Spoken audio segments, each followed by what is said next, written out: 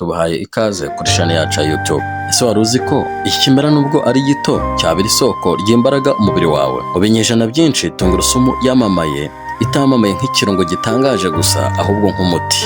Yuzuyemo intungamubiri zitangaje ndetse n'umuti ukomeye ku buzima bwacu. Muri iyi video reka turebere hamwe akamaro kayo ndetse n'uburyo twayikoreshamo, aho twemerewe kuyikoresha naho tutabyemerewe.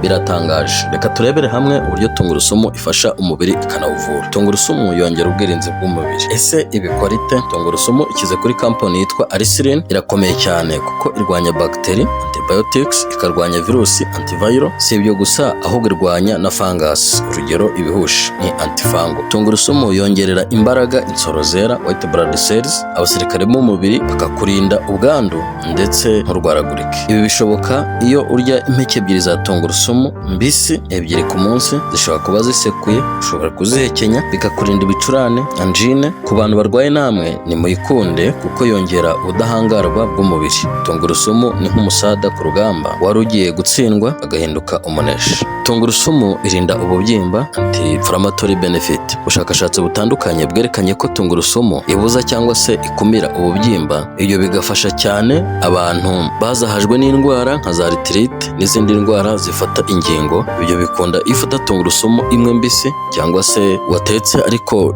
itahiye cyane ukayirya ari umutura, ukayifata buri munsi. Niba usanzwe ufite ububyimba wafata impeke ebyiri, imwe mu gitondo indi ukayifata nimugoroba. Ibi biza cyane cyane ku bantu bamaze igihe kirekire birukanka bivuza indwara z'imitsi, kuribwa mu ngingo n'ibindi. Tungurusumu yabafasha. Tungurusumu ni ibiryo by'umutima. Tungurusumu izwiho kurinda umutima bitewe n'uburyo igabanya umuvuduko w'amaraso, igakura ibinure bibi, low density lipoprotein, mu mitsi y'amaraso, kandi ikarinda amaraso kuvura. Alicilin iboneka muri garlic, yoroshya imijyana y'amaraso kandi ikayirinda gukanyarara. Ibyo bituma amaraso atembera neza, ikarinda umutima wawe. Kandi tungurusumu igabanya ikorwa ry'urugimbu, cholesterol mu mwijima. Ibyo bikunda iyo ukoresheje impeke ebyiri kugeza kuri 3 za tungurusumu buri munsi, zaba mbisi, ziseye cyangwa se zisekuye, zikongerwa ku byo kurya. Kandi ushobora kuzongera muri salade, isosi mu gihe wumva ifite impumuro ipika cyane. Tungurusumu yifitemo ibyitwa antioxidant ndetse irinda gusaza imburagihe. Tungurusumu yifitemo antioxidant nka selenium ndetse flavonoid zirinda insoro cells ntizangirike bitewe n'ibyitwa free radicals kenshi dushobora kuvana mu byatetswe mu mavuta, firiti, mandazi n'ibindi. Ibyo bituma umuntu adasaza imburagihe kandi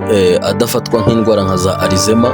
Ni indwara ituma umuntu atakaza ubwonko bwibutsa, akajya ahorana urujijo, akaba yakwitiranya abantu yaba mu muryango wa hafi cyangwa se akayoberwa amatariki, agasubira ibwana ndetse n'ibindi. Tungurusumu irwanya ibyo byose kandi igatuma umuntu aramba. Koresha tungurusumu impeke ebyiri ku munsi, wirinde ibyo bibazo byose. Ushaka kugira uruhu ruteye neza rufite imbaraga, koresha tungurusumu, nabyo birafasha kuko iyo tuvuze ko irinda gusaza imburagihe bivuze ko n'uruhu rw'umuntu rukomeza kugaragara nkaho ari urw'umwana muto. Urungano ngogozi, digestive system. Tungurusumu itunga bakteri nziza zidufasha mu igogora. Tungurusumu it's a food for a healthy gut bacteria. Ibyo bituma igogora rigenda neza kandi ikarwanya bakteri mbi zishobora gutuma umuntu yumva yakugaye, akituma nabi, agahitwa impatwe ndetse n'ibindi. Gukoresha tungurusumu bihoraho birinda kanseri y'igifu ndetse n'iy'amara bitewe n'uburyo irinda kubyimbirwa, anti-inflammatory properties bifitanye isano na kanseri. Impeke ebyiri ku munsi uziriye ntacyo washyize mu gifu byagufasha kurushaho ku bantu batarwaye igifu. Ushobora kuyisya ukayivanga n'ikiko cy'ubuki cyangwa se yawurute kugira ngo ya mpumuro yayo itakubangamira. Ku bantu bagira ibibazo by'igifu nk'ikirungurira cyangwa se kugugara bakoresheje tungurusumu, bakoresha agaheke kamwe cyangwa se bakayivanga n'ibiryo. Tungurusumu ituma amaraso arekurana, bishobora kubangamira imiti imwe n'imwe. Urugero nk'abantu bari hafi kubagwa, si byiza kuyikoresha, cyangwa se mbere yo kuyikoresha wabanza ukavugana na muganga wawe. Ku bagore batwite na bonsa ntibakwiriye kurenza agaheke kamwe ku munsi, nabwo ikavangwa n'ibyo kurya. Muri make,